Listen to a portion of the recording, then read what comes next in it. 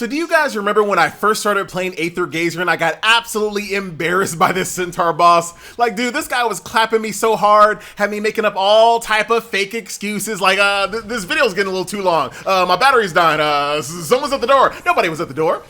Nobody was at the door, but I told you in that video, revenge was coming. So guess what's coming today, my friends? Revenge. That's what you answered, right? So in this video, max difficulty, dimensional variable, solo run against KusherFang. Yeah, I said it, and that's not all. No damage taken. Now I know you're like, wait a minute, how's that even possible? Well, all things are possible through the gospel of Gaea, baby. Can I get an amen? So let's go through this fight. I'll kind of show you a few tips here. You might even learn a thing or two. You never know.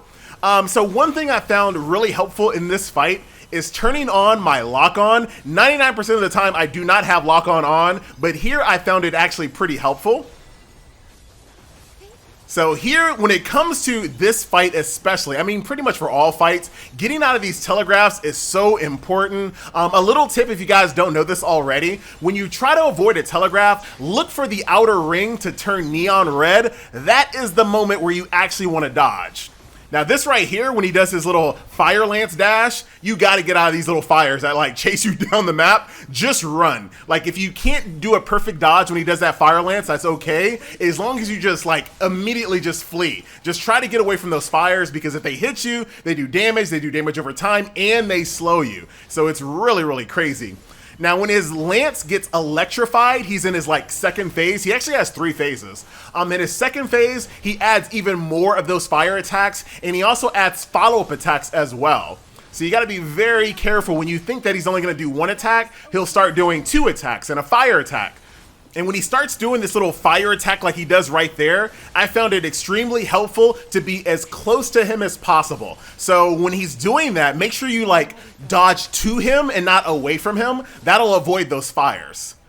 And then when he runs around the map, you can, I mean, there's nothing you can do. He's just trying to drain your multiplier. Unless you have one of those treasures that gives you extra abilities if you stand still, that might be a really good thing to have there. And this is so important, right? Being able to dodge those telegraphs is everything in this fight.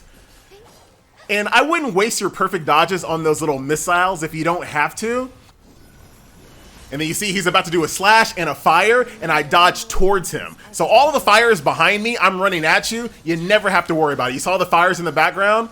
So he's doing a little twirly. Every single time he does a little twirly, he's going to do 3 attacks. 1, 2, 3. So if you can kind of actually time it, if you say it out loud, it makes it a lot easier. When he does a twirl, go 1, 2, 3, and just dodge them like that. Very, very helpful as well. Get them cheeks, FG. Dude. All cheeks all the time here on Channel FG, baby. And once you get in modified mode, dude, it is on. You guys know me. When it comes to dimensional variable, I take every single thing that allows me to do a ton of damage here. And you can see how fast his HP bars just disappear. All up in them cheeks, baby. All up in them cheeks. How does that feel, baby? How does that feel? Boy, y'all better respect my gamer. So of course, stay tuned for more Aether Gazer content. I'm gonna complete my little solo Arctic Abyss dimensional variable run. It's been really easy, actually. The hardest part, believe it or not, when it comes to doing a solo run in dimensional variable, is that stupid escort quest. Like, it is so hard to prevent that thing from dying at some of the more difficult stages.